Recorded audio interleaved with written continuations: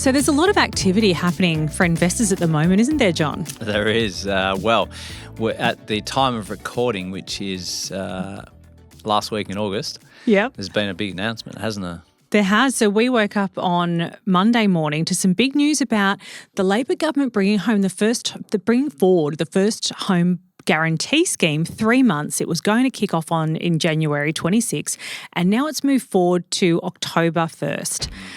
So basically from October 1st, there's going to be a lot of activity happening from the first home buyer front, and it's got a lot of investors talking about, are we going to try to dive in beforehand? Yes. I bet you've had a busy week, John. It's been a busy week. We're a bit bleary-eyed, aren't we? Because everyone's, depending on which angle you're coming from, right? If you're an existing homeowner, you're sitting back saying, oh, how good is this? If you are an investor wanting to get into the market, you're like, hang on, those buggers are coming in 3 months earlier than I thought, so I've got to get my skates on.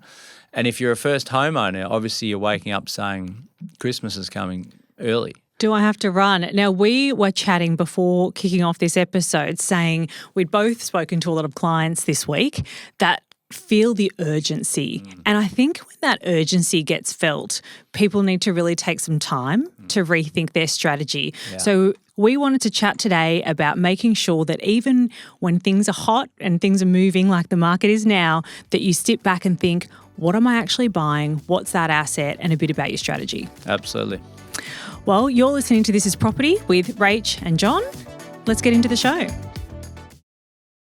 Yeah, so you raise a good point there in respect to someone's strategy, because the old Warren Buffett saying is, when others show courage, I show fear. You've said that a lot this week. I have. I feel as though I'm repeating myself like I've done for the last 8 years on this show. But I think it's really important to understand what's actually, step back from the coalface and say, well, how does this affect me? Yeah. And what's in my backyard that I can control first, right? Yeah, so I'm guessing this week you've had a lot of clarity calls with investors saying, am I just going to buy something now? How do you advise somebody in a time like this when the market's so hot? Okay, so there's a lot of, and obviously I've had a lot of correspondence with my BAs on the ground saying, all right, how are we going with this? How we react? Like, first of all, we've got to stomach the change and fast forward and bring it forward to obviously October 1. So we've got clients that are currently searching with our BAs that are searching anyway. They know their strategy. They're all in. It's just a matter of finding the right property. We know right around the country, regardless of where it is, that there's low supply, high demand, right? So it's tough there anyway, okay? So those guys, nothing changes other than the fact that we might just get in a little bit quicker. If there was something that was sitting there that was like, yeah, I'll pass on that one. Well, we probably might be okay with that. Let's do it, right? Yeah. For the difference of feeling 90% sure versus 92% sure. So, we're in anyway, okay? So we're getting in that little bit quicker. It's the ones that are sitting there saying, well, I think January 1 was coming and I'm going to want to buy property before then. Now I'm accelerating the process to say, right, pre-approval, now I've got to get my strategy together. They're the ones getting the clarity calls sooner rather than later. They're the ones jumping in saying, I need a BA, let's get the ball rolling. But then there's the other side of the first home buyer who's actually the ones in potentially the driver's seat to say, I need to take advantage of this now. They run the risk of buying something just for the sake of it, don't they? And that's the big thing, buying something for the sake of it. How do we help people avoid making a mistake in a time like this? So the fundamentals don't change in real estate over the last 100 years, do they? I mean, the metrics are the metrics, and we just look at what's going to work for us in our situation, right? Now, an example of I suppose, someone doing something they probably shouldn't, but are running on emotion is maybe paying too much for something, right? And I go to Sydney because that's the closest capital city for now. And we say, okay, their cap in Sydney is 1.5. So for the first home buyer scheme, right? Yeah. So you can go in with a 5% deposit. The bank says I can borrow 1.4. I put in a 5% deposit on a 1.4 purchase per se, right? So I put in 70 grand. My mortgage is 1.33 if my math serves me correctly. Close. Yeah. With that in mind, what are the repayments on that? And can I handle that for the next 3 to 5 years? If I can't, I can't buy that. Yeah. Right? But some people will rush in because of that October 1 deadline, go and pay 1.4, not know their cash flow management, not know their buffers, not know what's happening in the next 5 years. My wife falls pregnant, or I'm changing industries, or a range of variations in their life that they didn't think of because of this emotion of this announcement. And they wake up in 12 months, 2 years' time and maybe have to sell. Yeah, and I'm sure that we've seen this, and I know that you would have as well, in different times of the market where things get really excited. And I'm going to use 2019, 2020 as an example, Yep, and maybe COVID. 2007, just before the GFC. That was it felt like this as well. So you would probably know from experience, what sort of mistakes do people tend to make when it's just pumping like this and they're just trying to jump in? Yeah, I think they buy something that they can't afford. Yep. They might not know that at the time because the bank says they can lend this money, so it should be fine. They buy the wrong asset. Yeah. As in, I want to be in this suburb, so I'm buying 1-bedroom unit, or I'm not saying all 1-bedroom units are crappy, but let's go with it for the minute and say, I'm buying the wrong asset. And then probably thirdly is I'm probably looking at it saying, well, what do I want in 5 years, 10 years' time? And am I jeopardizing that by going and buying this particular asset or buying at all, right? Because not everyone has to take advantage of this, even though it's lucrative. 5% sounds unbelievable. The biggest issue we've got is servicing that. Yeah. Interest rates are on the slide. What if interest rates all of a sudden do a U-turn and go the other way? How many first home buyers are potentially in trouble in 2 years' time? Yeah. So buy if it's a part of your strategy already, and think about the asset that you're buying. I'm hearing a lot of people talk about areas. So a lot of investors trying to get into the market quickly now, and they're saying, we want to know about areas. How are people researching that? What are people doing? And I know that buyer's agents are becoming a lot more prevalent, especially in a market where there's not a lot of stock. Yes. Tell me how people are using a buyer's agent, I guess, to avoid making mistakes or to find stock that might not be available. Yeah, so everyone wants the off-market opportunity, don't they? I've heard that 16 times this week. Yeah, and look, it is a thing. There's no doubt about that. But think logically for a minute and say, well, if I'm the vendor, am I going to want to sell it to Rachel at a discount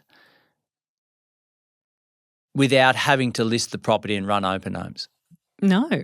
Probably not. But there's a small percentage that say, you know what, I don't want people trudging through my house. I don't want real estate agents knocking on the door saying, look, can we do an open home tonight at last minute? I don't want to have to pay marketing fees, and I want this deal done and nice and clean. I've got a buyer through a buyer's agent that says, yeah, I can pay this for it.